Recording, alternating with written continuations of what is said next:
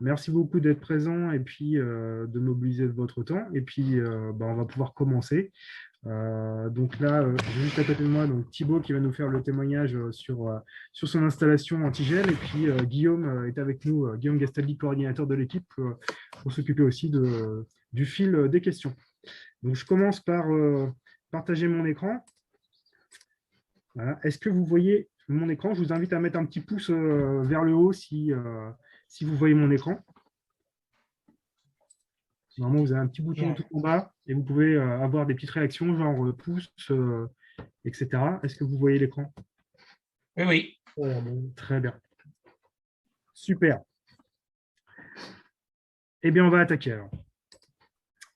Donc aujourd'hui, le webinaire sur le gel, donc organisé par l'ATV 49 et la Chambre d'agriculture Pays de la Loire.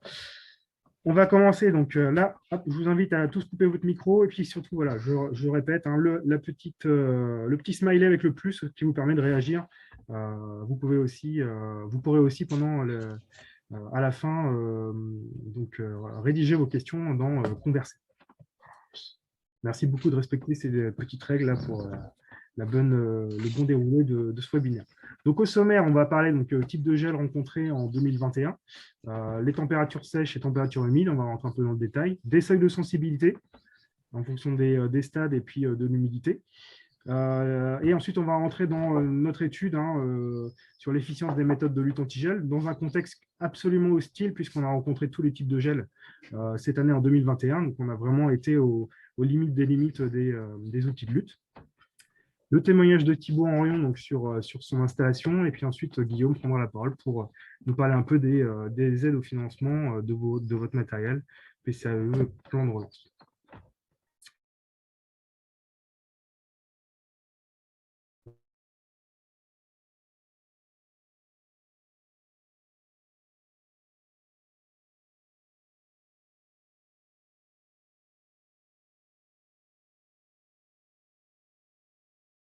On a eu des températures basses d'enregistrer.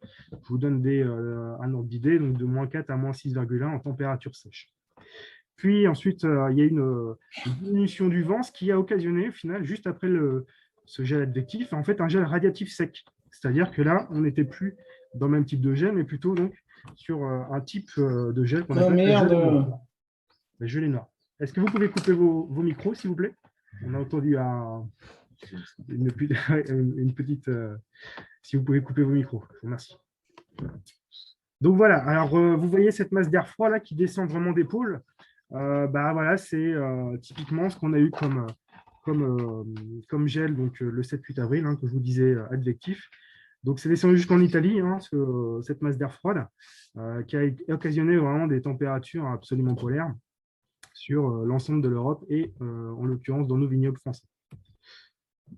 Ensuite, sur l'épisode du 11 ou 12 avril, là, on a eu des précipitations entre 10 et 20 mm dans le vignoble, peut-être même plus. Donc, on est parti sur une végétation mouillée et avec des stades bourgeons dans le coton qu'on peut appeler d'imbibés. C'est-à-dire que la bourre était vraiment mouillée et on a observé donc, beaucoup de bourgeons dans le coton qui étaient congelés à l'intérieur.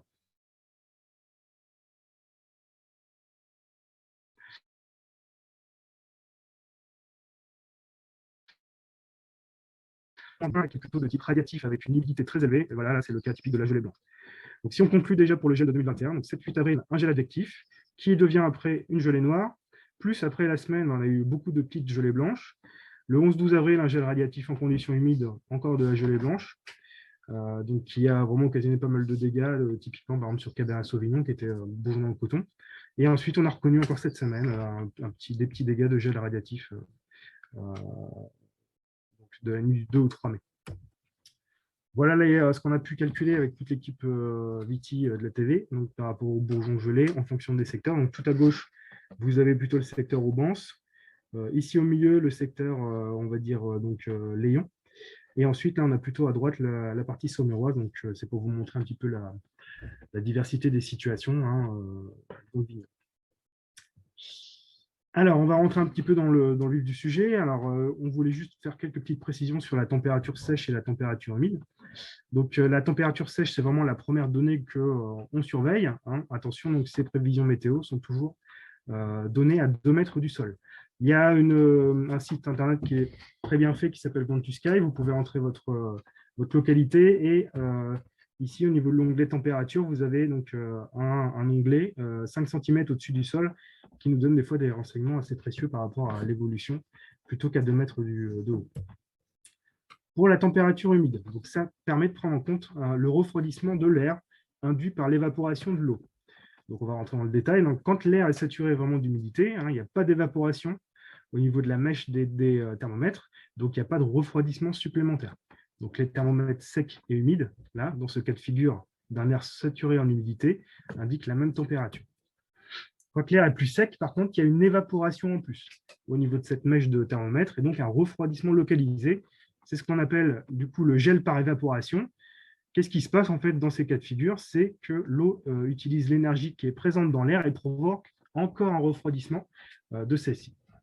Donc le thermomètre humide marque une valeur inférieure au thermomètre sec dans ces cas de figure. L'écart est d'autant plus important que l'air sera sec, donc le risque de gel par évaporation est donc élevé. Donc pour bien comprendre la différence température sèche et humide, c'est juste que la température humide est plus précise, puisque la température sèche par contre, puisqu'on prend en compte le gel par évaporation. Voilà. Donc, je vous donne un tableau là, de relation entre l'humidité, donc en vert sur la ligne de gauche, et la température sèche, et en noir, vous avez les températures humides. Voilà pour ça. Ensuite, il y a quelque chose, un autre paramètre essentiel à prendre en compte, c'est finalement le seuil de sensibilité de la plante en fonction de son stade. Donc ça, c'est un tableau qui a été fait par la Chambre d'agriculture 37, qui présente donc dans la premier alignement, les conditions sèches de résistance. Et juste à droite, vous avez les conditions humides, qui forcément montrent que les températures de sensibilité sont beaucoup plus basses quand on a de la végétation humide. Donc voilà un peu pour tout cet ensemble de notions. Et puis on va rentrer dans le vif du sujet par rapport à notre étude de suivi de différentes parcelles concernant l'efficacité des moyens de lutte anti-gel. Donc on a regardé les éoliennes mobiles de type Tow & Blow, les Frostguard, deux types de tours anti-gel fixes, une éolienne télescopique de chez DS qui s'appelle DS EOL, les fils chauffants, des bougies, l'aspersion en contexte 44, et puis aussi nous on suit un essai sur une comparaison d'efficacité entre bougies et voiles d'hivernage, qu'on verra à la fin.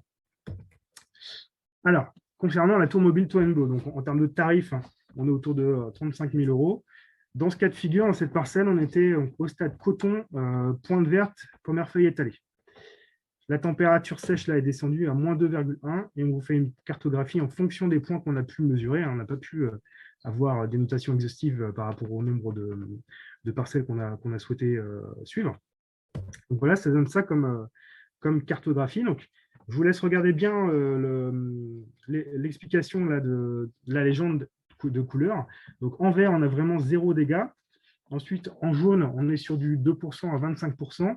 Et ensuite, au-dessus de 26%, donc on est plutôt sur le rouge, sachant que, je vous laisse garder, tout en bas de la parcelle, on est plutôt à 100%, alors que dans la zone un peu plus proche du jaune, on est sur des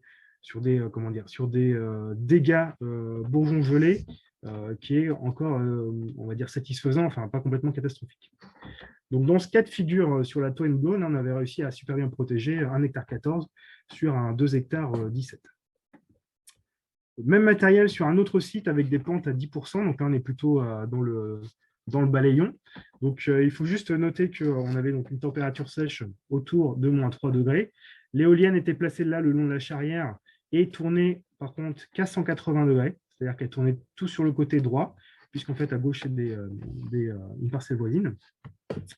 Donc là, on a ce type de diagramme, donc avec une bonne protection de 0,20 sur 21 hasards ici, et ensuite une protection de 0,65 qui est plutôt dans le comment dire, encore satisfaisant, mais avec quelques dégâts. Vous voyez jusqu'à 9,1% ici, 9,1 ici aussi.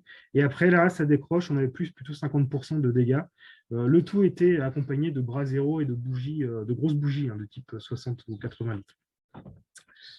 Voilà pour le Tow & Blow. Pour les tours antigel fixes, il y a une question sur le sens des vents. D'accord. Est-ce qu'on pourra la prendre à la fin? Bon, donc on va tout à la fin si ça vous convient. La tour antigel fixe, donc là, c'est les américaines, les Orcal Wright. Donc là, une notation au 15 avril.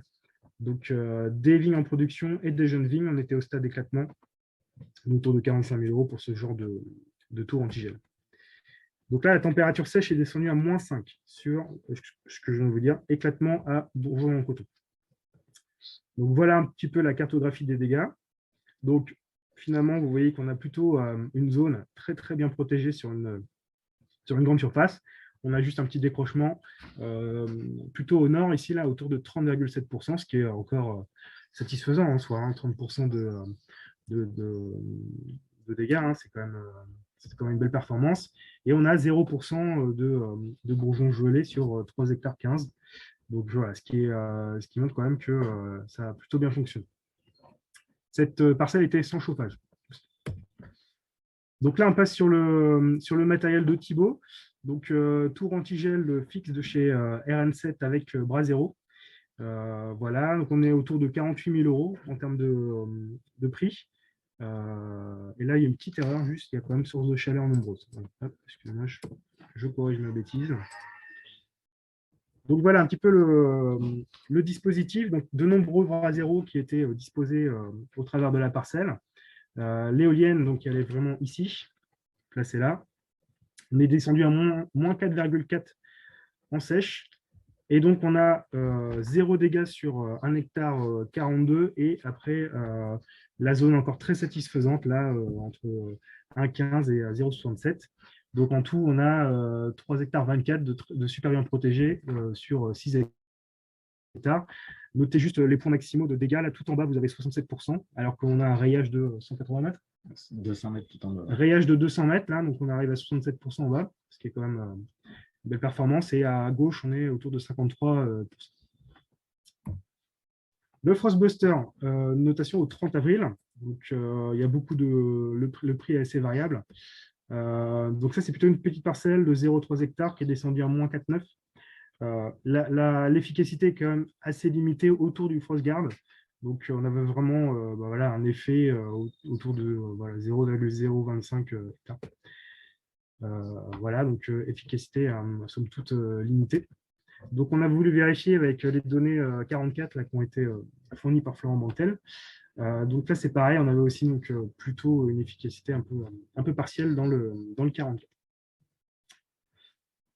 L'éolienne, donc DS-Eol, donc avec de nombreux bras zéro au piquet d'acacia dedans, autour de 25 000 euros comme outil. Voilà le dispositif. Donc, température descendue à -4,5 degrés. Pardon. On est au stade d'éclatement à Bourgeon dans le coton.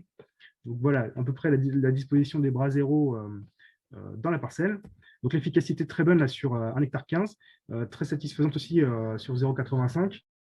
Et on a un petit décrochage dans le bas de la parcelle, hein, parce qu'il y a aussi la proximité des cultures. Hein. Souvent, le blé, ça apporte pas mal d'humidité, etc. Donc, c'est vrai que il y a eu un petit décrochage, mais bon, on est autour de 30%, hein, c'est encore correct comme protection, plutôt dans le bas de la parcelle. Donc, une efficacité avérée. On enchaîne sur les fils chauffants. Notation au 20 avril, donc 0,8 hectares de Cabernet Franc au stade coton pointe verte. Là, je vous ai mis une petite photo là, vraiment de la baguette le long du fil chauffant avec un groupe électrogène de location de 65 kVA. Donc là, il y a beaucoup de différences au niveau des tarifs hectares. Hein. On est autour de 20 000 à 30 000 euros. Ça dépend aussi des modalités, si vous êtes raccordé ou pas, ou si vous louez un groupe électrogène. Donc là, il y a deux notations. Donc on est descendu à -5 degrés. Le cadre du haut, c'est sur les baguettes. Donc, vous voyez, ça fluctue de 6,4 à 18% de bourgeons touchés, tandis qu'effectivement, on le sait, hein, mais sur les coursons, là, on a un peu plus d'impact puisqu'on est quand même assez loin de la zone de diffusion de la chaleur. On est entre 38 et puis 68% sur les coursons. Une petite image aussi hein, pour vous illustrer ça. Le fil chauffant est juste au-dessus, là, au niveau du fil porteur. Effectivement, vous voyez, là, les coursons étaient touchés, même si des fois, il y a quelques rescapés. Un autre cas de fil chauffant sur Pinot Noir dans le 44, où là, globalement, on avait une bonne protection hein, entre 9% et 24% et un petit décrochage en haut à gauche. En tout cas, là, on avait remarqué que c'était l'arcure de la baguette qui faisait que ça décrochait, puisqu'il y avait une zone arrondie au niveau de la baguette qui n'était pas au proche de ce fil chauffant. Donc, bien attention à comment on approche finalement les baguettes sur ce type de dispositif antigène. Là, c'est quelques petites précisions de Basile Potier, qui est chef de projet météo au CIVC, donc Comité Champagne. Il a enregistré de bons résultats aussi sur cette méthode. Hein, et lui était plutôt à dire voilà, que pour 2-3 hectares de protection, les groupes électrogènes fallait au moins 200 kVA en 15 watts par mètre carré et que la protection était bonne jusqu'à 4 feuilles étalées. Voilà. Donc, le gros groupe électrogène est quand même assez nécessaire dans ce cas de figure si vous souhaitez vous équiper en fil chauffant. Ou alors vous raccordez. Alors, on a un exemple d'aspersion. On n'a pas d'aspersion dans le 49 à notre connaissance. Donc là, on est autour de 10 000 € de l'hectare. Par contre, attention, vous devez être à moins d'1 kilomètre quand même de la source de l'eau, puisque sinon, le fait d'amener l'eau vous coûtera très cher. Donc, c'est des asperceurs tous les 18 mètres, des sprinklers. Là, ici, il y avait 11 hectares de protégés de chardonnay qui étaient déjà au stade 2-3 feuilles étalées. Voilà, donc la carte. Donc, toutes les parcelles qui sont protégées par l'aspersion sont encadrées en bleu. Donc, vous voyez, on a quasiment 0 dégâts. C'est vraiment très, très efficace. À part trois petites tâches, là où on a autour de 25% ou 3 et 25%. Donc, très, très efficace. Enfin, voilà. Après, c'est la disponibilité en eau qui est compliquée, en tout cas sur notre territoire Maine-et-Loire. Ensuite, donc, notre essai gel voile qui est lancé depuis un an maintenant. Donc, on avait un témoin sans protection. Il a lieu à Beaulieu-sur-Layon, cet essai. Donc, un témoin où c'est descendu à moins 3,2. Un équivalent des bougies stop gel équivalent 400 bougies hectares, on est descendu à moins 1,4. Et le voile en P30, on est descendu à moins 1,2. C'est tout simplement du voile d'hivernage qu'on utilise en maraîchage, qu'on a disposé de cette façon. Donc vraiment monobloc avec un enfilement latéral et des travées de 7 mètres. Donc voilà le résultat. On a eu un delta moyen de 0,5 degrés sous le voile et par rapport au témoin en 30 grammes. Ça, c'est les courbes donc, de température qu'on a pu enregistrer entre le 7, 8 et puis le 12 avril de cette année. Donc quelque chose d'assez satisfaisant. Voilà. Donc, les témoins détruits, vous allez voir, à plus de 80%.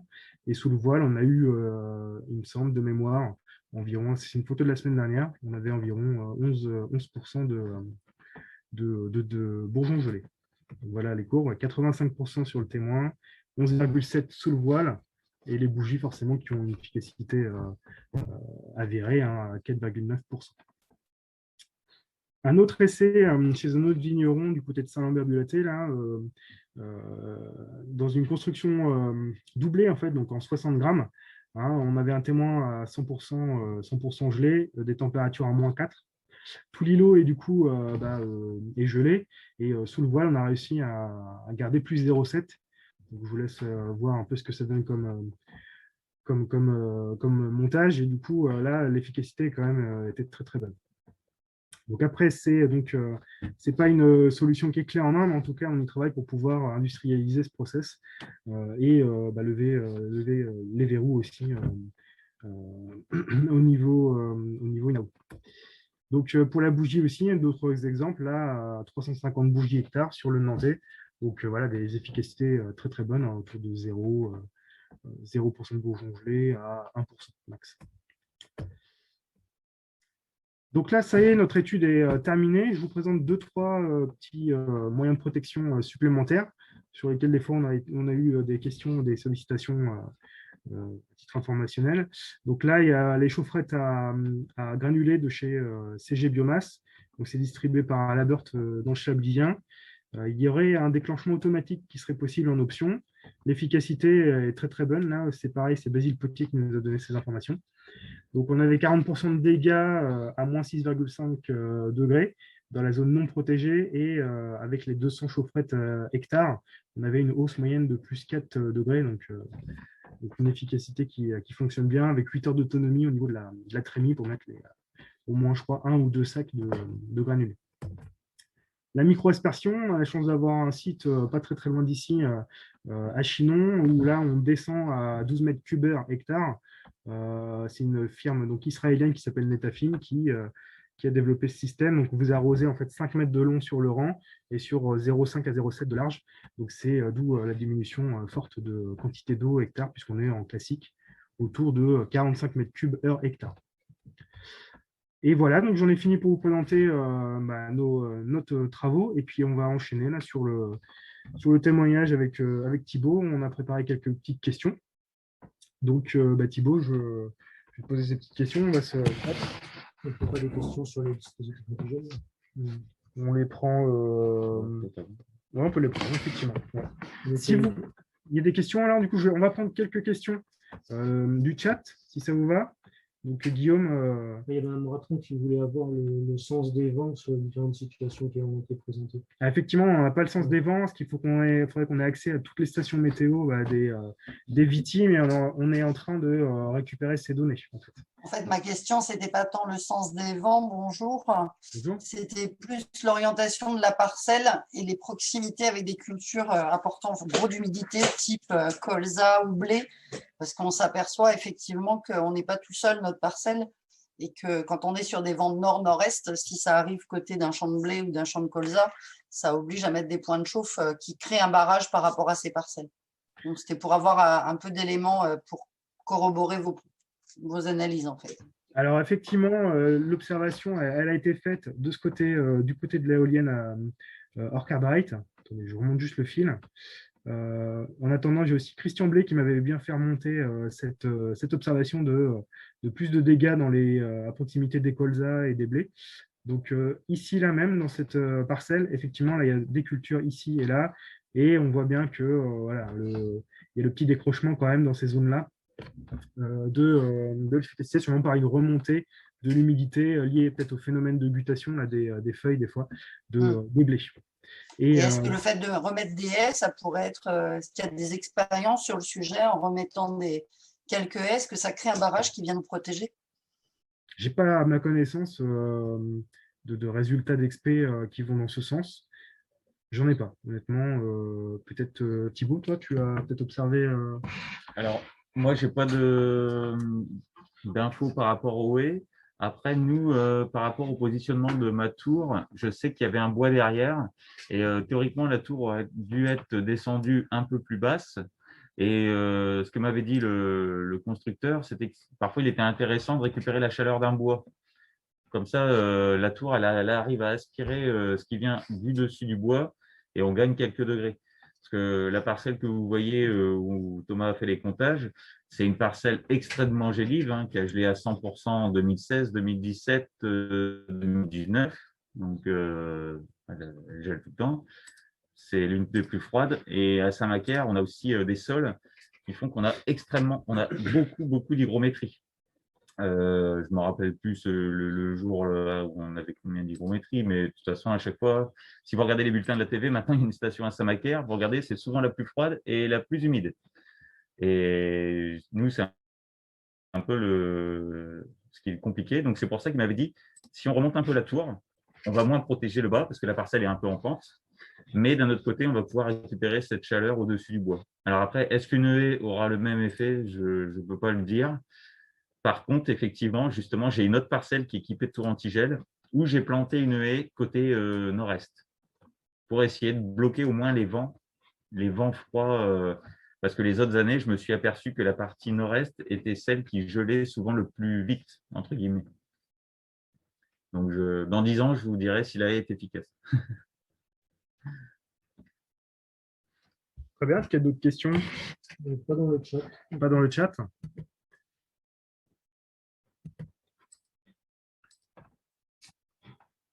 Ok.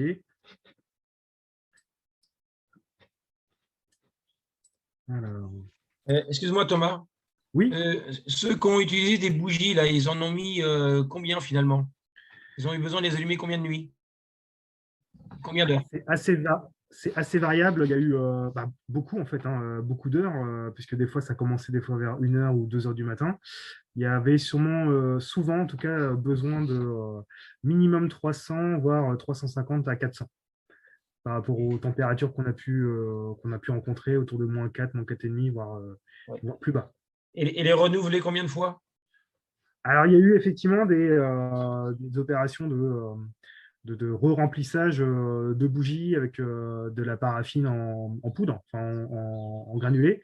Donc, effectivement, ça, c'est Ah, je beaucoup de connaissais travail, pas. mais effectivement, il y a eu besoin de beaucoup de jeux de bougies. Alors, en ordre d'idée, par rapport aux tarifs que j'ai pu avoir, enfin, de coûts à peu près de mise Oui. en œuvre, on était autour de 5 000 à 6 000 euros de l'hectare par rapport à toute cette période de gel, en fait, qui a été très, très longue. Ouais. D'accord. Merci. Il y a une question d'Antoine Davio. Quelles sont les dispositions légales pour l'installation de tours anti-gel bruit zone touristique?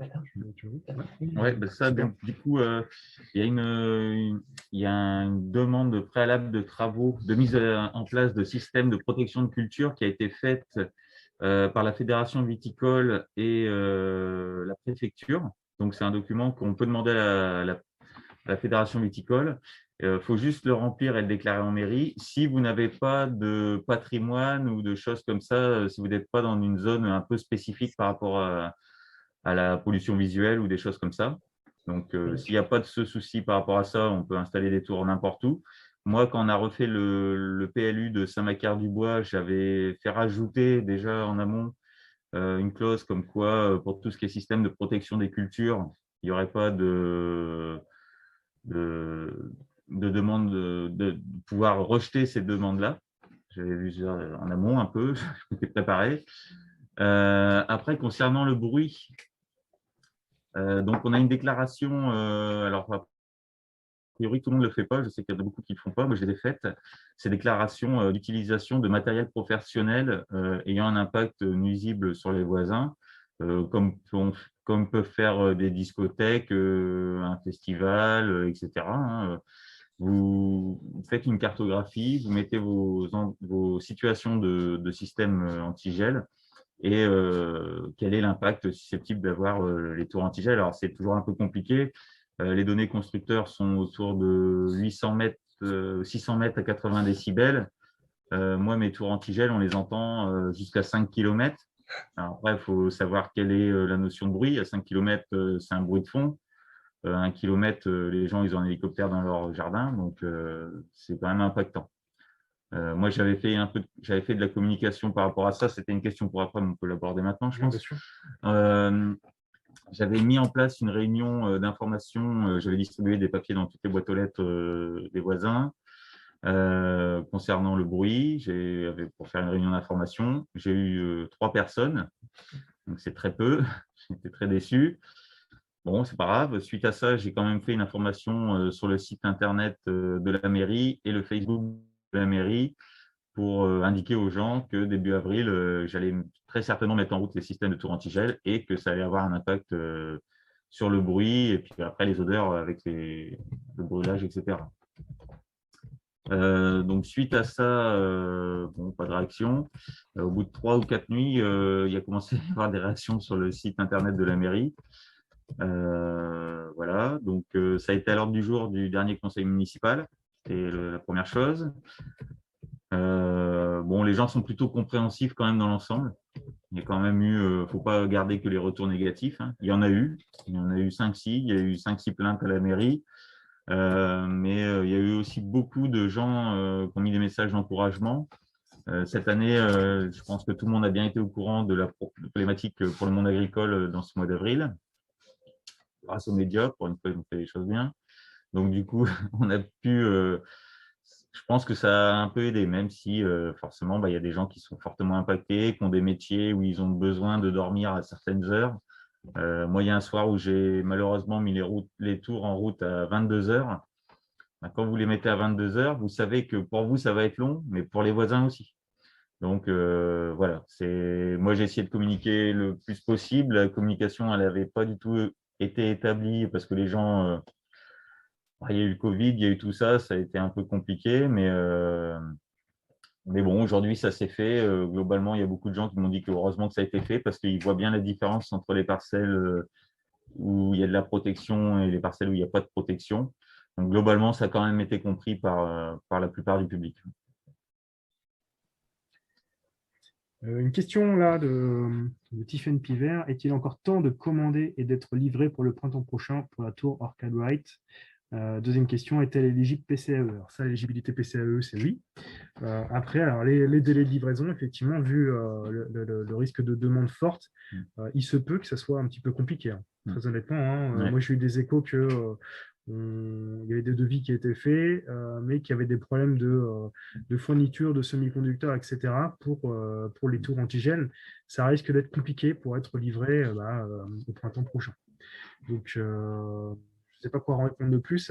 Contactez vos revendeurs pour faire le point sur l'état des stocks et des besoins. Mais effectivement, il faut bien considérer qu'il y a quasiment toute l'Europe qui est peut-être intéressée d'installer des tours antigel, quoi. Donc, on est un peu inquiet à ce sujet, quoi, hein, effectivement.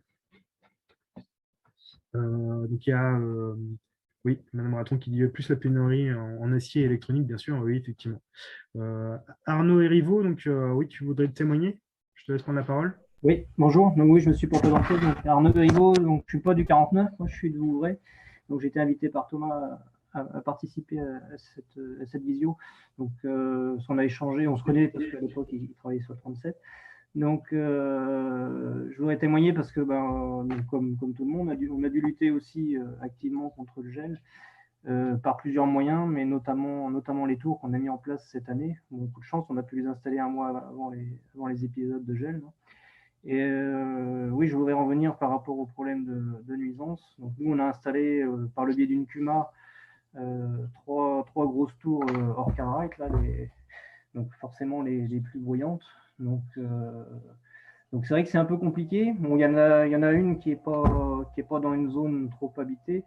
Les deux autres, c'est quand même à proximité de lotissement. Bon, c'est le problème aussi de l'appellation Vouvray qui est de plus en plus grignotée par l'urbanisme. Et donc le choix a été fait d'aller quand même vers ces investissements.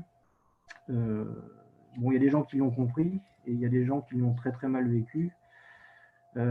Si bien qu'il y a un collectif qui est en train de se mettre en place de riverains là, qui veulent carrément s'opposer à l'avenir à l'utilisation de ces matériels et à en voir d'autres s'installer. Donc, c'est pas simple. Alors, je ne sais pas si c'est le cas dans le 49, mais nous, on a un arrêté préfectoral qui date depuis un certain temps déjà, qui nous autorise à déroger à la règle des nuisances sonores de voisinage pour la lutte contre les aléas climatiques et pour tout ce qui est récolte et traitement. Donc, je ne sais pas si c'est le cas partout, je ne crois pas, parce que c'est un arrêté qui a été fait en 2006, je crois, ou qui a été renouvelé parce qu'il existait peut-être même d'avant. Donc, alors on ne peut pas non plus faire l'autruche et se cacher en disant voilà, on a ça, on fait ce qu'on veut, c'est pas le problème. Hein. Nous, ça nous embête aussi, hein, parce qu'effectivement, on a eu des nuits où ça s'est mis en route des 22h jusqu'à 9h le lendemain. Donc, on sait bien ce que ça peut représenter. Alors moi, je me suis équipé d'un sonomètre aussi pour essayer d'avoir la réalité des nuisances, parce que quand on parle de nuisances, qu'est-ce qu'on a comme niveau de décibels? Bon, en fait, à 150 mètres, on est autour de 70 décibels. J'ai fait des vidéos, hein, j'ai repris l'appareil une fois renfermé dans mon véhicule, on descendait à 43. Donc 43 à 150 mètres d'une tour, quand vous êtes dans une maison, en principe, vous êtes quand même mieux isolé que dans un véhicule. Donc après, qu'est-ce qu'on appelle nuisance? C'est pas pire qu'une machine à laver qui tourne ou un lave-vaisselle dans la pièce d'à côté, quoi. On sent que c'est un bruit qui n'est pas normal, c'est sûr. Mais bon, de toute façon, il n'y a pas 50 solutions. Hein. Nous, en matière d'efficacité, c'est ce qui a été le plus efficace avec l'utilisation des bougies, ça c'est clair. Sauf que les bougies, oui, autour de 5-6 000 euros l'hectare, on ne peut pas tout protéger comme ça, sinon il faut vendre des bouteilles à 50 euros minimum. Donc ça, c'est pas envisageable non plus. Sans compter la mise en place, le coût de main-d'œuvre, l'utilisation, enfin tout cumulé, et puis la pénurie potentielle aussi de bougies. On a quand même une efficacité des tours, alors qui est variable, hein, ça dépend de beaucoup de choses. C'est clair que les phénomènes de vent, de proximité de champ, tout ça rentre en ligne de compte. Ce qui est sûr, c'est que ce qui se passe en temps normal n'a pas forcément été vérifié cette année parce qu'on a plutôt tendance à voir alors pas des cercles, mais plutôt des phénomènes de protection qui ressemblent plus à des formes de poires ou des choses assez ovalisées qui ont pu varier suivant le vent. Il est clair que sans source de chaleur autour, on était incapable de lutter de façon suffisamment efficace. Et puis, il y a un autre phénomène, c'est que c'est sur la mise en route, notamment la première nuit ou la nuit suivant le lundi de Pâques. Là. Heureusement qu'on ne les a pas mises en automatique parce qu'on aurait fait plus de dégâts qu'autre chose. On s'est assuré d'avoir une alimentation des sources de chaleur au moins 2 heures avant dans la nuit, avant de vraiment mettre en route sur les coups de 4 heures. Et heureusement. Donc voilà, donc je voulais témoigner par rapport à ça, je voulais témoigner surtout par rapport à la problème de nuisance sonore. Alors effectivement, c'est un souci. Maintenant, ce qui avait été l'objet de mon appel à Thomas, savoir qu'est-ce qu'avaient donné les essais des modèles néo-zélandais à 4 pales ou 5 pales. Donc bon, pour le moment, c'était pas disponible sur le marché. Si ça l'est à l'avenir, tant mieux, mais il faut être sûr d'efficacité aussi. Alors d'après Orca Wright, les 3 pales sont quand même moins efficace en matière de rayon d'action. Alors, faire moins de bruit pour moins d'efficacité et pour que ça coûte plus cher, parce que c'est des modèles qui sont aussi… En fait, je vous rejoins, on perd 10 à 15% en bruit, mais 10 à 15% en surface.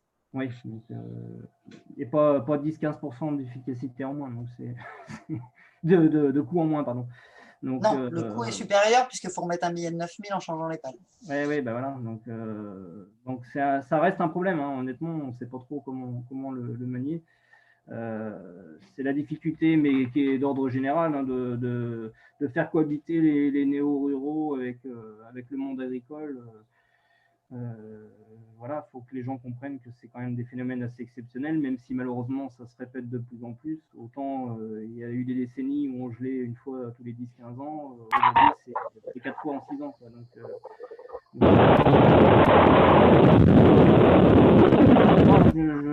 J'aime bien entendre aussi ce qu'il dit ailleurs parce que on a besoin de faire accepter des choses.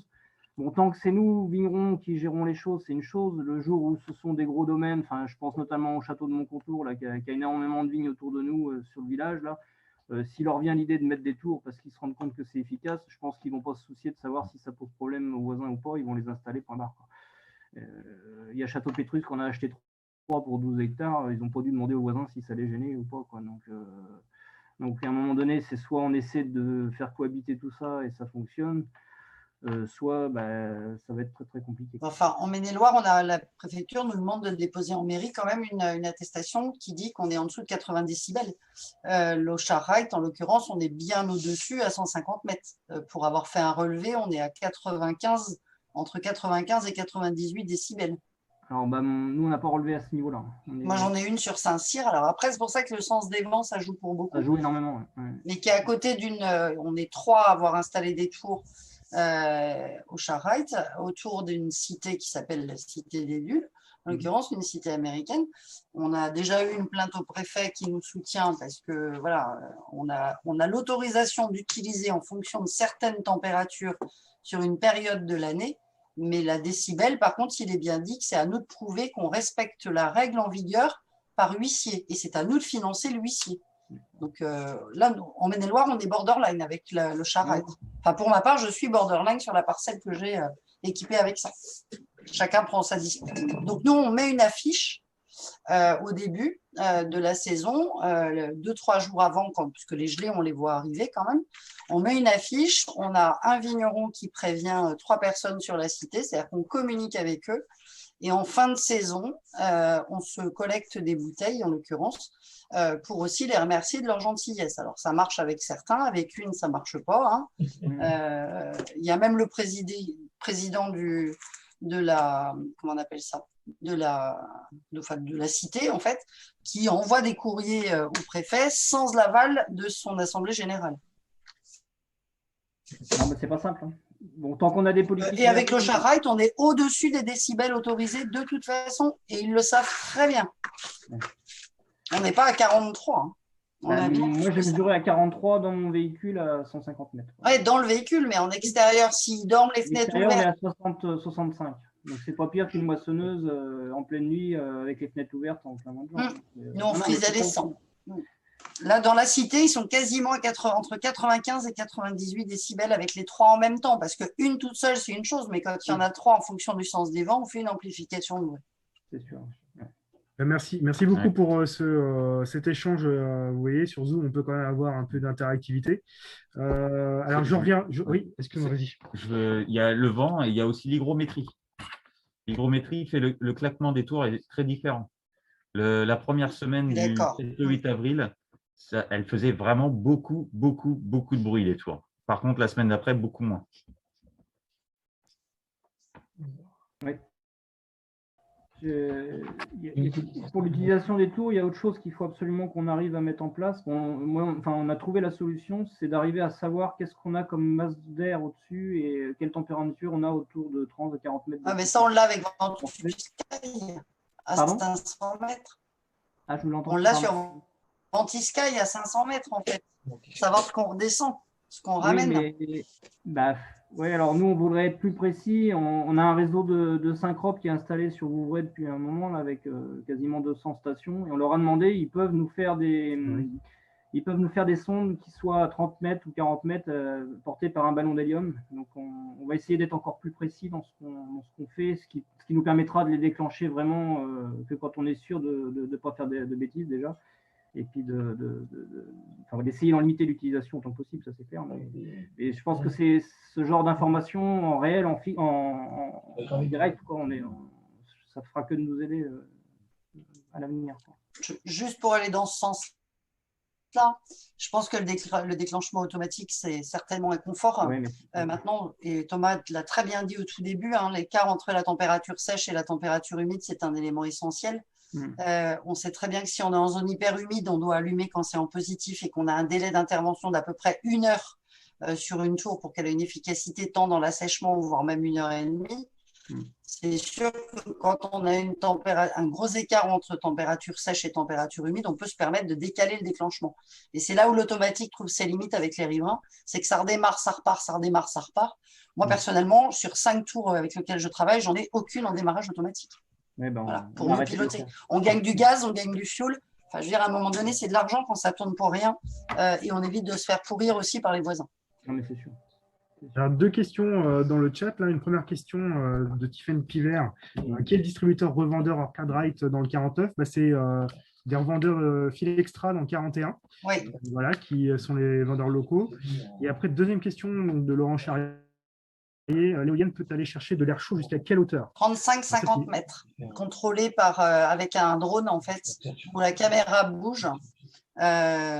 Moi, sur les DSEOL, je suis entre 35 et 50 mètres. Après, ça dépend de l'hydrométrie.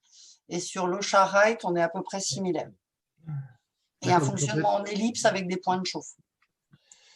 D'accord, donc en fait, ça dessinerait comme un espèce de vortex qui vient aspirer l'air chaud qui est en hauteur, quand on a un gradient d'inversion, pour après le replaquer, sur vos bourgeons. Moi, je sais que en parlant de température, j'ai une sonde en haut des tours antigel qui donne déjà une bonne indication entre le sol et à pratiquement 11 mètres de haut. Et on s'aperçoit bien qu'il y a des jours, il y a 2-3 degrés d'écart. Donc là, on se dit, ça va être la rigolade. On a juste à mettre la tour en route. Par contre, il y a des jours, il n'y a pas beaucoup d'écart. Et là, on se dit, là, il va falloir chauffer ou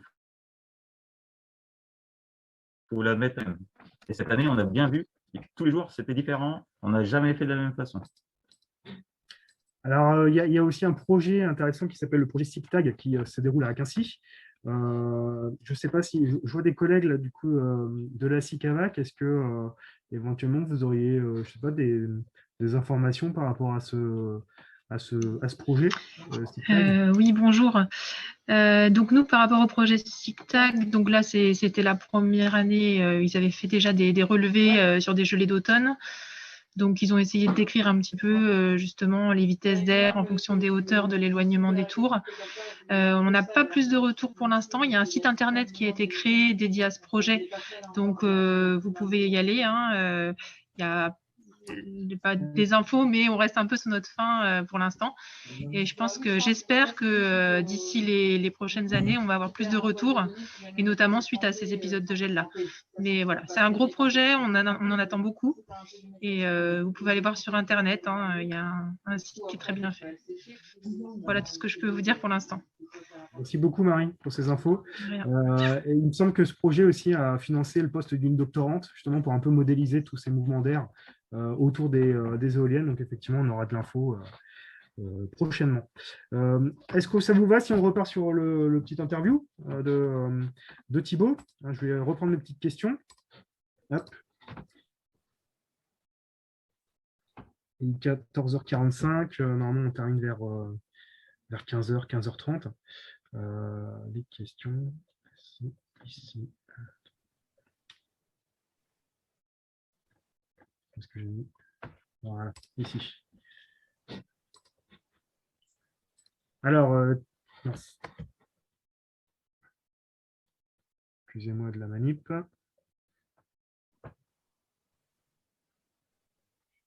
Voilà.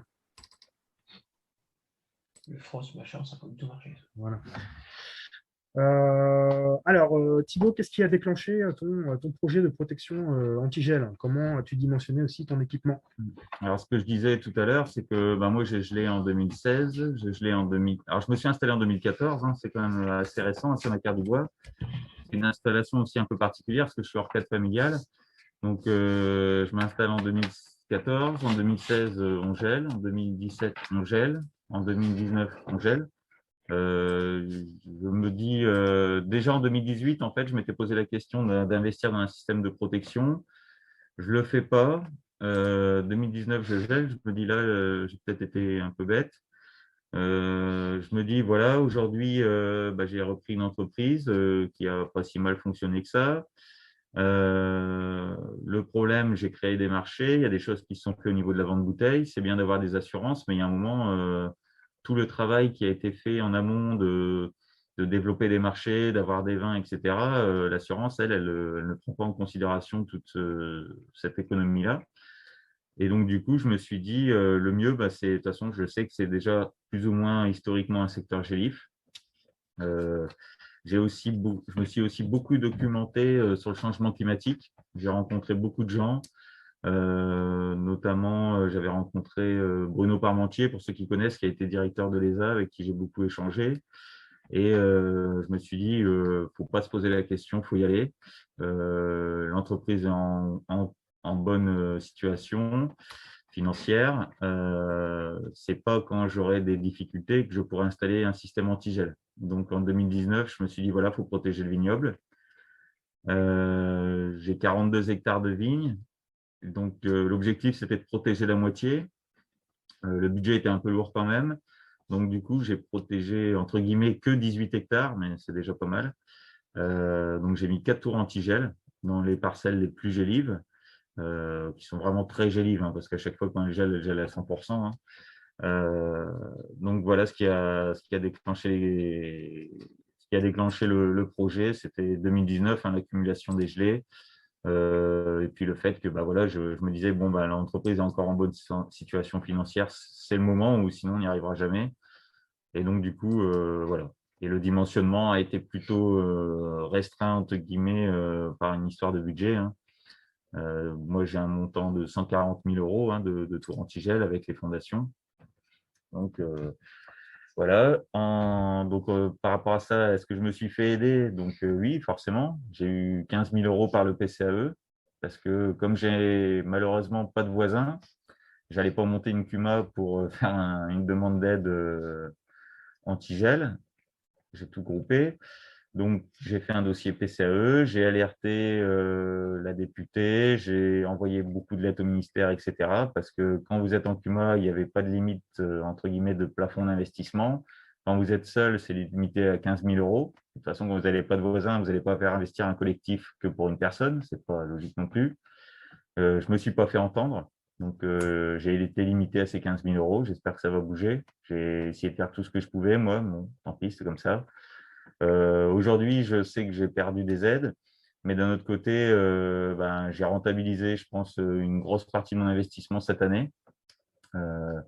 Les parcelles, globalement, sur les 18 hectares protégés, je considère environ 12 hectares qui vont faire le rendement s'il n'y a pas d'autres gros incidents. Donc, c'est quand même pas mal.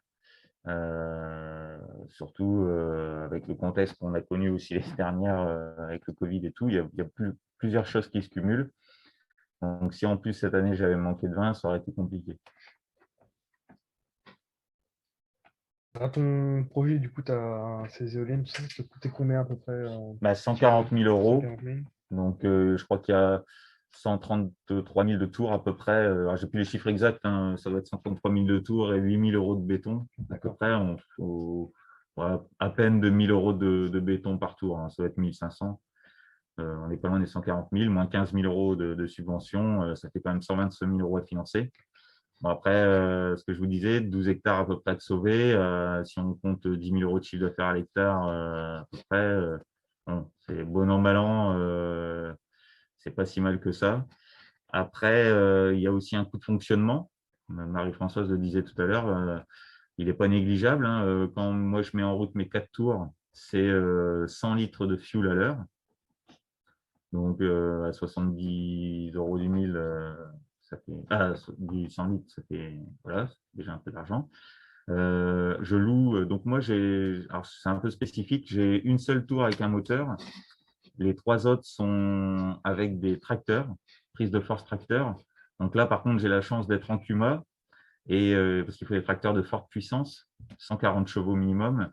Donc j'emprunte 3 tracteurs à des CUMA. Donc je vais les chercher tous les jours, je les branche toutes les nuits, tout seul. Donc c'est un sacré boulot aussi. Mais ça m'a permis de diminuer l'investissement aussi. Parce que les tours de tracteur, elles valent 30 000, 32 000. Alors que l'autre, moi quand j'ai acheté, c'était 43 ou 44 000.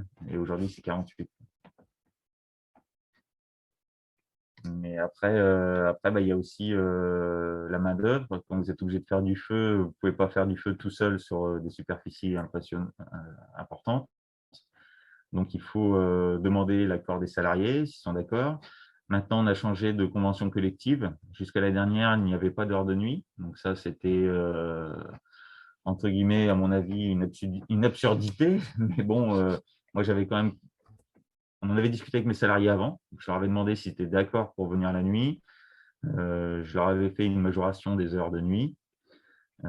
Voilà. Après, ils ont très bien compris le principe. Cette année, la convention collective a changé, donc il y a des heures de nuit maintenant, même si c'est comme là, c'est considéré en cas exceptionnel, c'est pas ça rentre pas tout à fait dans les heures de nuit classiques. C'est juste les heures entre minuit et 5 heures, mais qui sont valorisées à 25%. Donc voilà, j'avais demandé à mes salariés si c'était d'accord. Oui. Pardon, mais en fait, c'est un avantage que la convention prévoit les heures de nuit, parce qu'avant, c'était interdit de faire travailler nos salariés la nuit. S'ils avaient un problème, on était responsable. Je m'étais renseigné à la Fédération viticole, non, il n'y avait pas de souci normalement. Moi, l'avocat en droit social, c'est ce qu'il m'avait dit. D'accord. Parce que moi, je m'étais renseigné à la Fédération viticole l'année dernière et à la Fédération des CUMA, parce que moi, j'ai des salariés qui travaillent dans une CUMA. J'ai 2 salariés qui travaillent de la CUMA, donc c'était pas la même convention collective. Donc l'année dernière, c'était encore plus compliqué. Mais donc là, cette année, maintenant, le problème est réglé. Au moins, il y a un cadre clair pour tout le monde et qui est le même pour tout le monde. Donc ça, c'est très bien. Ils ont fait un bon boulot. Et puis au moins, c'est sûr qu'on est carré quand il y a quelque chose d'écrit. On sait où on va, on sait ce qu'on fait, on sait ce qu'on demande aux gens. Donc moi, j'ai valorisé les heures à 25% et je leur ai offert des jours de récupération, des choses comme ça.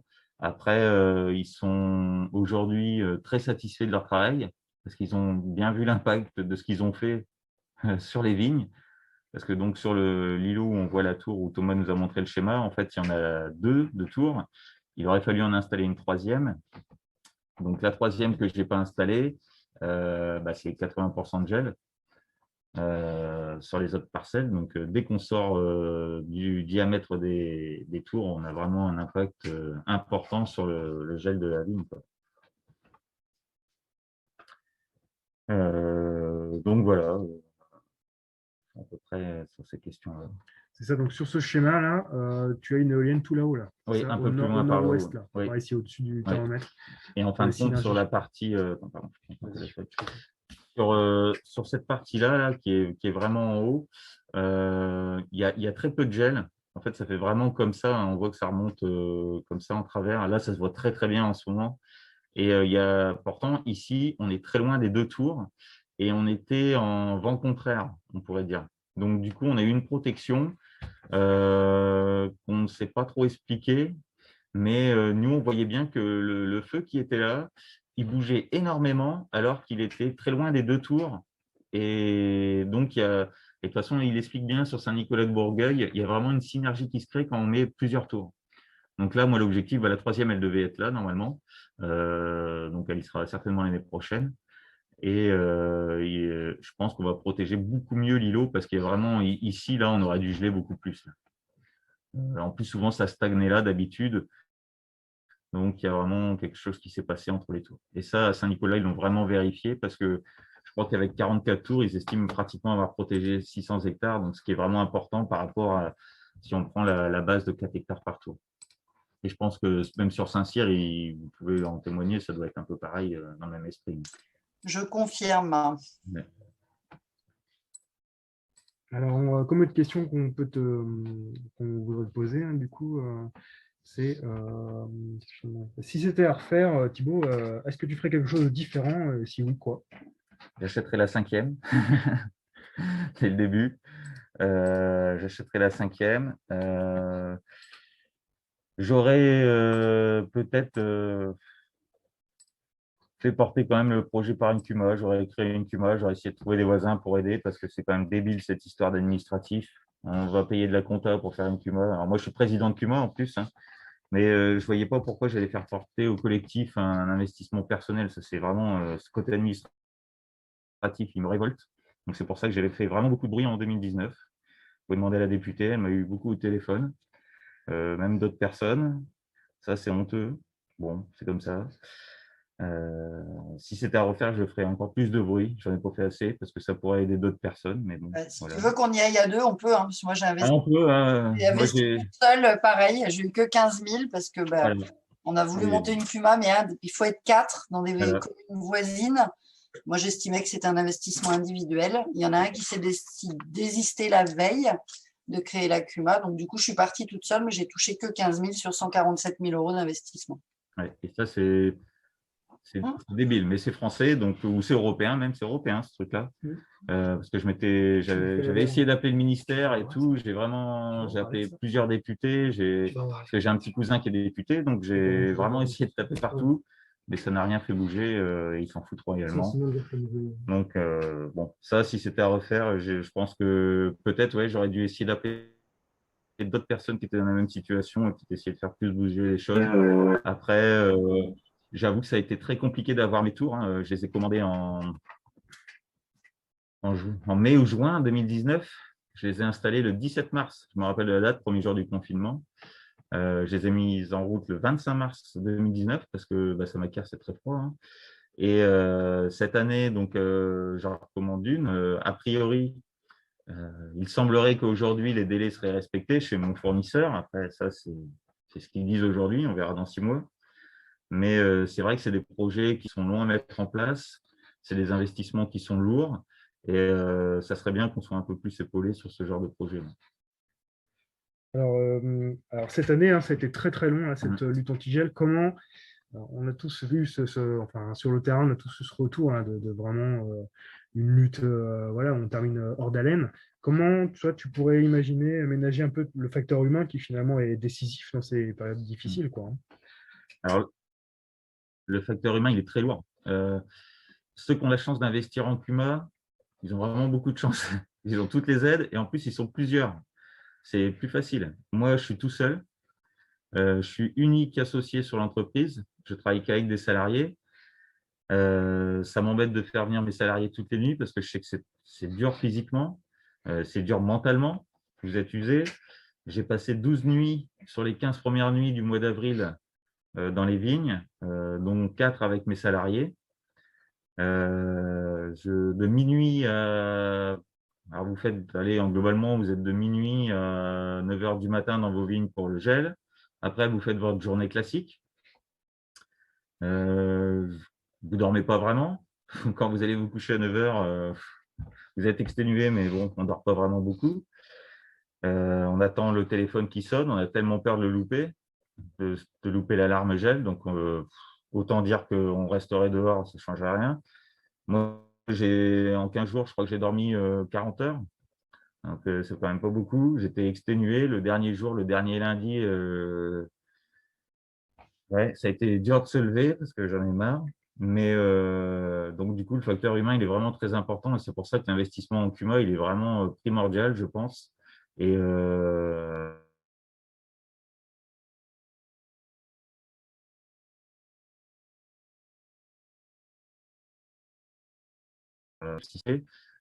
faut que tout le monde soit d'accord. Faut que beaucoup de cas, on n'a pas des grands îlots, donc il faut que les voisins soient d'accord. Il ne faut pas qu'il y en ait un au milieu qui ne soit pas d'accord. Mais ce facteur humain, de toute façon, il va falloir le mettre en avant parce qu'aujourd'hui, si on veut que les entreprises viticoles perdurent dans la durée, il va falloir un peu s'asseoir des fois sur le fait que le voisin, c'est un con ou que le grand-père, il avait fait un coup de vache ou il avait repris la parcelle, machin, pour essayer d'avancer tous ensemble. Malheureusement, il faut passer par là, il faut se faire un peu mal des fois.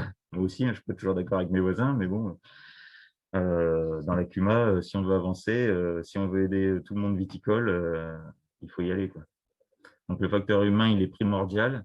Qu'on soit seul, si on est seul, c'est peut-être encore plus dur à porter. Il faudrait au moins 2 associés. Mais si on est en CUMA, là, c'est un autre facteur humain, je vais dire. C'est plus l'esprit de groupe à garder et se dire que l'objectif, c'est que tout le monde y arrive et qu'il n'y ait pas des gens qui soient laissés sur le bas-côté, quoi. Alors, une question de Laurent. Est-ce qu'on pourrait imaginer des systèmes de chauffage automatisés pour libérer le facteur humain? Oui. Alors, il existe des chaudières. Ils en ont à Saint-Nicolas-de-Bourgueil. Là, c'est des chaudières à fioul. Donc, moi, je n'ai pas voulu en installer pour plusieurs raisons. La première, c'était le coût. Je crois qu'on était à 15-20 000 euros par tour. Et la deuxième, c'était la consommation de fuel. Je pense que Marie-Françoise, elle est bien placée pour en parler. Elle a changé de système pour justement pas avoir ce problème-là. Faut savoir que consommation de fuel, alors il y a 3 gicleurs sur leur système à Saint-Nicolas.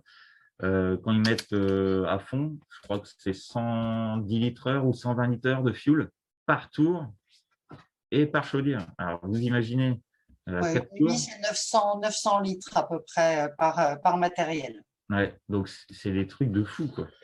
Alors, par contre, ça fonctionne très bien. Vous réchauffez d'à peu près 2 à 3 degrés l'atmosphère. C'est très, très performant comme système. Il n'y a pas à dire. C'est, je crois, 10 millions de calories à l'heure. C'est un truc de fou. Par contre, ça a un impact pour moi écologique quand même important. Et puis aussi le coût de départ qui est quand même aussi qui est important. Après, c'est vrai qu'on évite d'avoir des salariés travaillant la nuit dans des conditions dangereuses. On travaille avec du feu. Moi, j'ai des extincteurs, j'ai des couvertures d'étouffement. On a des lampes frontales, on a des gilets jaunes, on essaye parce qu'on a des tracteurs aussi dans la nuit. Donc, il y a tout ce facteur-là à faire attention. On peut se tordre un pied. Moi, je suis en bio maintenant, donc on travaille les sols. C'est beaucoup de contraintes. Il faut faire vraiment attention.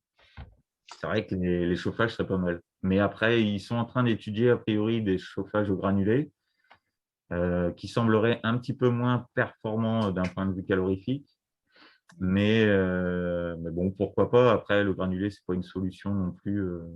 Juste pour trouver des solutions qui coûtent moins cher et qui sont moins mobilisatrices humainement dans la nuit, nous, on a utilisé des bidons de 200 litres en fait, qu'on remplit de piquets d'acacia, mais qu'on a coupé en boîte 33. Quand on met 35 morceaux dans un bidon de 200 litres qu'on allume à 5 heures, ça emmène jusqu'à 8h30. Ce qui fait qu'il y a une équipe, il y en a 2 qui font, ça couvre 10 hectares chez nous. Donc là, on tournait à 16 poêles par machine, il y a 4 machines. Donc on était à 64 poêles. On avait restructuré, donc on avait du stock en acacia, mais on les remplit. Alors ça, c'est bien les premiers jours.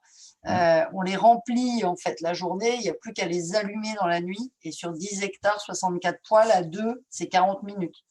Et ce qu'on a fait, c'est qu'on a doublé nos poêles, puisque quand ils servent un jour, on ne peut pas les recharger l'après-midi, puisqu'il y a toujours des cendres. Donc, comme ça, on les alimentait 1 sur 2 pour ne pas avoir à charger la nuit et augmenter la fatigue et permettre d'optimiser les heures. Donc, il y avait une équipe qui arrivait qu'à 5 heures et les tours tournaient pour relayer, en fait, pour recharger les poêles. Merci pour cette On a géré un peu les choses de la même manière. Nous, on avait énormément de stocks de piquets, de cèpes qui étaient disponibles. On a récupéré des vieilles cuves brotites là, émaillées qu'on a coupées en deux, des petites cuves de 24 hectos. Là. On a essayé de faire des gros brasiers qui tiennent dans le temps et qui, effectivement, la braise était encore là le lendemain. Enfin, c'était très facile à rallumer. On a sinon pensé à une autre idée, c'est que là, on a refait un dossier avec notre CUMA là, pour d'autres tours et on a pensé disposer une dizaine, voire une douzaine de systèmes calabeurs devant, là, des chaufferettes à granulés, sachant qu'elles ont au moins 8 heures d'autonomie. Donc, l'idée, ça serait de faire un premier cercle autour des tours avec ces chaufferettes à granulés, là, et puis de continuer à entretenir aussi ce qu'on a mis en place cette année, des gros os de brasier en cuve. Même on a pensé récupérer des vieilles citernes de gaz domestique là, pour essayer de faire d'autres systèmes de gamelles à remplir de quoi brûler. Quoi. Et, de toute façon, il ne faut plus rien jeter. Il ne faut plus brûler les cèpes durant l'hiver pendant la taille. Il faut tout garder et puis garder ça en stock pour avoir du combustible. Sauf que les cèpes, si je puis me permettre, tu fais plus de braise et tu perds en pouvoir chauffant par rapport au piquet d'acacia. Oui, mais on en remet par-dessus, c'est bien. Non, mais effectivement, c'est énormément de boulot, de manipulation, de logistique, de tout ça. Et bon, c'est quand même assez exceptionnel ce qu'on a vécu là, d'avoir un cumul d'une dizaine de jours de gel. On va dire que quand ça arrive une fois ou deux dans une année, bon, après, là, c'est un peu moins éprouvant. Mais moi, ce que je vois là, c'est que le fait d'avoir des systèmes comme ça, où on sait qu'une fois que c'est en route, bon, à part aller surveiller ou ralimenter un peu de temps en temps, bah, ça permet aux équipes d'aller se disposer pour allumer des bougies dans d'autres parcelles. Et là, c'est ce qu'on a pu faire. On savait que pendant que les tours tournaient, bah, on avait moyen d'aller allumer. Moi, j'avais 5 hectares qui étaient en bougie à côté de ça en place et à allumer et éteindre. Donc, c'était aussi pas mal de boulot. Donc, c'est vrai que si on peut avoir un système qui permette de couvrir des grandes surfaces et puis pas en être esclave, c'est quand même pas mal. Quoi. Mais bon, après, les systèmes au fuel, oui, moi, je pense que c'est quand même pas l'idéal. Je pense qu'on fait déjà suffisamment de fumée, de bruit, si on peut en plus limiter la pollution. C'est un peu l'avantage des tours qui tournent au GPL. C'est vrai que quand on nous attaque un peu sur le problème pollution, bon, la réponse, elle est quand même qu'on utilise on cherche à mettre en place des systèmes qui sont quand même les moins polluants, parce que bon, les bougies, c'est pas neutre non plus. Donc, c'est un peu des réponses qu'on a aussi à renvoyer à ceux qui nous accusent de tous les torts. Là, donc, mais bon, de toute façon, je ne connais pas. Pour moi, il n'y a aucun système de lutte anti-gel qui soit non polluant, non bruyant. Les groupes électrogènes pour les câbles chauffants, ça fait du bruit aussi, même si c'est limité. Mais bon, c'est du fioul aussi qui brûle. Donc, il n'y a rien. L'aspersion, c'est aussi des moteurs qu'il faut alimenter, c'est de l'érosion, c'est de l'eau, c'est de la boue sur les chemins. Il n'y a rien de parfait. Hein, donc, après, le facteur humain, oui, c'est sûr que c'est éprouvant pour tout le monde. Bon, après, les salariés, moi, j'ai de très bons rapports avec eux et ils savent aussi que c'est leur gagne-pain qui sauve. Donc, il n'y a pas, personne n'est dupe. Quoi, et, si ça ne va pas, ça n'ira pas pour eux non plus. Quoi. Donc, c'est assez facile de leur faire comprendre. Et moi, j'en ai aucun qui m'a dit non, ça m'embête de me lever la nuit. Quoi. Ça ne leur vient pas à l'idée. Voilà. Merci Arnaud. Alors, la question suivante là, pour Thibaut. Alors, comment as-tu disposé un peu de brasero dans les parcelles là, protégées? Donc, nous, on dispose, c'est assez simple, c'était un peu ce que nous avait dit le vendeur de tours. C'est un premier jeu de brasero à peu près à 40 mètres des tours et un deuxième à 80 mètres. Et après, comme nous, on a des gros chemins de vigne, par endroit, on fait des gros brasiers pour essayer justement d'attraper cet air chaud et de le replaquer sur les vignes au maximum. Ok, et du coup, alors pour la détermination du lieu idéal pour poser ta tour? Sur quoi il s'est basé? Sur quoi il s'est basé? Alors, il s'est basé sur la topographie de la parcelle, sur donc l'endroit où il y avait un bois, il s'est basé sur le bois, sur les vents dominants pendant les périodes de gel. Donc, moi, j'avais plutôt remarqué des vents de nord-est pendant les périodes de gel, sauf que là, le lundi 12, là, c'était plutôt nord-ouest. Donc, ça a un petit peu modifié l'emplacement, ça a un petit peu modifié, on va dire, la zone protégée. Mais après, c'est ça, hein, c'est empirique, hein, c'est un peu ce que nous, on a ressenti les autres fois, quoi. Très bien. Et du coup, on a un peu répondu aux dernières questions, hein, déjà sur l'équipement d'autres parcelles et puis le voisinage vis-à-vis du bruit. Donc voilà, on va juste laisser la parole à Guillaume qui va nous présenter un petit peu les modalités de financement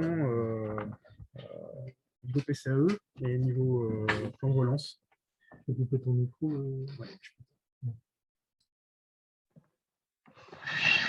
Bonjour à tous. Donc aujourd'hui, il y a deux possibilités pour aller chercher des financements pour les équipements contre les aléas climatiques. Il y a un dispositif national qui est le plan de relance de FranceAgriMer. Donc là, il faut savoir que le volet agroécologique du plan de relance de FranceAgriMer a été rapidement, l'enveloppe a été rapidement consommée. Par contre, il reste de l'argent sur le volet aléas climatiques. Et dans ce cas-là, via le plan de relance, vous pouvez aller chercher des aides de 30% sur les investissements antigel notamment. Il faut savoir que entre le PCAE et le plan de relance, globalement, c'est les mêmes équipements qui sont subventionnés, à savoir les diffuseurs d'air chaud mobiles, les tours à vent fixes ou mobiles et les fils de paillissage chauffant. Donc, on est à peu près sur les mêmes investissements subventionnés entre le PCAE et le plan de relance. Et donc, dans les deux cas, il y a un plafond. Le plan de relance, le plafond, il est à 40 000 € en individuel. Et le plafond des dépenses éligibles est à 300 000 € en commun. Donc, il faut savoir que sur cette question du plafond, nos professionnels quand même se sont mobilisés sur le sujet et il y a eu des réunions avec le conseil régional qui a compris le sujet visiblement et qui est prête à augmenter le plafond ou réétudier les modalités d'attribution des aides sur ces équipements-là. Donc, je ne peux rien vous dire de plus précis aujourd'hui, mais ça devrait évoluer dans un délai assez rapide et ça devrait déjà être en vigueur pour le prochain appel à projet PCAE notamment, qui aura lieu à partir de juin 2021. Donc, ce qu'on peut vous dire aujourd'hui par rapport au PCAE, c'est que le prochain appel à projet, ce sera au mois de juin, ça courra jusqu'en septembre 2021. Ce que vous pouvez faire dans l'immédiat, c'est commencer à demander le devis de tous les matériels, parce qu'il vous faut 2 devis par matériel pour alimenter le dossier de demande de subvention. Et si vous avez les devis, ça vous gagnera du temps au moment du dépôt du dossier. Sachant que tant que l'appel à projet n'est pas débuté, vous ne pouvez pas consulter à la fois les formulaires à remplir et déposer le dossier. Il faut attendre que l'appel à projet soit publié pour pouvoir accéder aux formulaires et à tous les éléments constitutifs du dossier. C'est des dossiers à la fois plan de relance et PCAE. C'est des dossiers relativement simples, hein. C'est beaucoup plus facile que, par exemple, les dossiers pour les aides pour le chai de FranceAgriMer. On peut vous accompagner aussi sur des montages de dossiers PCAE. Et donc, notez bien qu'il faut que vous soyez prêts au mois de juin pour monter ces dossiers-là. Et après, comment ça se passe? Une fois que vous avez monté votre dossier PCAE, qu'il a été envoyé, vous avez un retour assez rapide au niveau de la DDT, c'est-à-dire vous avez un accusé de réception. Par contre, cet accusé de réception, il ne vous précise pas le montant d'aide que vous aurez et ça ne vous apporte pas une garantie d'avoir les aides. Par contre, ça vous permet d'avancer sur l'investissement. Une fois que vous avez l'accusé de réception, vous pouvez avancer sur l'investissement, signer des commandes et lancer les projets que vous avez. Et c'est juste après, souvent, il faut attendre 2-3 mois pour avoir la lettre d'éligibilité définitive où là, vous aurez, oui, votre dossier a été accepté et avec le montant d'aide associé. Donc, dans les semaines à venir, on aura des renseignements supplémentaires sur le taux d'aide auquel vous aurez droit et s'il y a des plafonds qui sont maintenus ou pas, que ce soit en individuel ou en collectif. Est-ce rétroactif? Non. C'est important. Les investissements doivent absolument ne pas être engagés avant le dépôt du dossier et la réception de l'accusé de réception de la DDT. Donc ça, c'est uniquement pour des investissements en projet que vous pouvez solliciter des aides PCAE. Et est-ce que la lutte par aspersion va être éligible? Ça fait partie en ce moment des discussions et des échanges entre nos professionnels et la région pour soit un des sujets de discussion aujourd'hui avec le Conseil régional, c'est de concentrer les aides sur les dispositifs qui ont vraiment fait leur preuve sur la protection antigel et peut-être d'enlever des dispositifs qui ont apporté moins de sécurité dans l'optique de subventionner moins de matériel, mais de subventionner du matériel qui a fait ses preuves et de le subventionner davantage. Et l'aspersion fait partie des potentiels rajouts à venir, mais pour l'instant, il n'y a rien de signé sur ce sujet-là. Donc, le plafond d'aide en PCAE, c'est la même chose que pour le plan de relance, c'est 40 000 en individuel et 300 000 en CUMA. Donc, ça veut dire concrètement, par rapport à tout ce qu'on a vu tout à l'heure, c'est ce que disaient Madame Ratron et Thibault dans leurs interventions, c'est qu'en gros, ça permet de financer une éolienne, mais guère plus dans l'état de la situation. Mais vu les premiers retours de la région, ça a l'air de vouloir évoluer dans le bon sens pour la filière.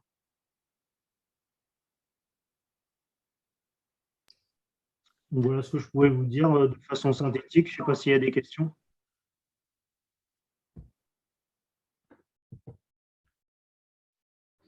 Pas de questions. Donc effectivement, et puis la limite de l'aspersion, clairement, c'est aussi l'accès à l'eau. Hein. Oui. Très honnêtement, sur le territoire, ça va être très compliqué de trouver, le cubage, etc., nécessaire quand même à la protection. On parlait de micro-aspersion qui diminue la quantité de mètres cubes heure hectare, mais en même temps, il faut quand même des sacrées réserves. Hein. Typiquement, regardez sur cet épisode 2021, qui est certes extrême, vous imaginez le cubage qu'il faut quand même pour protéger pendant presque 7 ou 8 nuits, quoi. Donc voilà. Écoutez, s'il n'y a pas d'autres questions, on va conclure.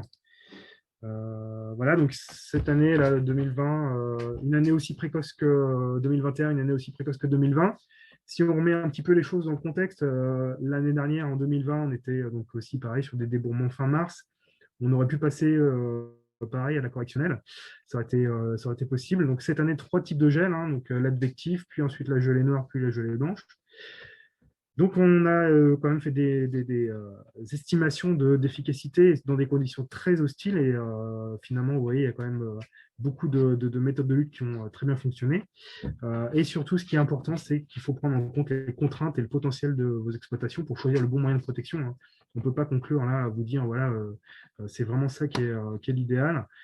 Très honnêtement, le système qui est vraiment, vraiment très efficace, c'est l'aspersion. Et donc, nous, on peut faire un peu une croix dessus par rapport à la disponibilité en eau dans l'état actuel des choses. Je voulais juste aussi parler qu'il n'y a pas que l'équipement antigel, mais il y a aussi une réflexion plus globale, plus à 360 degrés sur l'encépagement aussi, hein, par rapport aux dates de débourrement, peut-être voir sur des porte-greffes plus vigoureux pour conférer une vigueur plus forte à la reprise. Les zones de plantation, forcément, si vous avez un jeu de parcelles à planter, tout ça, c'est des choses qu'on aborde, nous, dans la formation climat. Donc en 2021, si vous souhaitez y participer, il y a un gros volet sur la lutte antigel, et puis on va visiter aussi une exploitation en Touraine qui est experte à ce sujet. Et on n'oublie pas effectivement hein, les outils filières au niveau de la gestion des stocks, etc., pour pouvoir en fait tamponner tous ces à-coups de potentiel de production qu'on connaît ces dernières années. Voilà, écoutez, si vous n'avez pas d'autres questions, j'en conclus un petit peu. Là, ça va faire 1h20 qu'on est ensemble. Juste, je vous demande de faire peut-être un petit vote pour voir votre niveau de satisfaction. Si ça vous a plu et que vous avez vraiment appris pas mal de choses et un bel échange, je vous invite à lever votre pouce. Et puis si vous n'êtes pas content, par contre, vous ne levez pas le pouce, hein, forcément. Je voulais juste donc remercier Thibault. Merci beaucoup pour ton témoignage. Et donc aussi les vignerons qui ont aussi accepté de faire ces notations sur leurs exploitations. Je remercie ici Florent aussi pour ses données, Florent Bantel de 44, pour ses données donc sur l'aspersion, sur les fils chauffants en Loire-Atlantique, et toute l'équipe ATV. Merci beaucoup Guillaume. Et donc on va voir pour mettre donc, la vidéo en replay. On vous communiquera donc le moyen de se connecter à cette vidéo. Voilà, merci beaucoup à tous et bon après-midi, bon courage. Au revoir.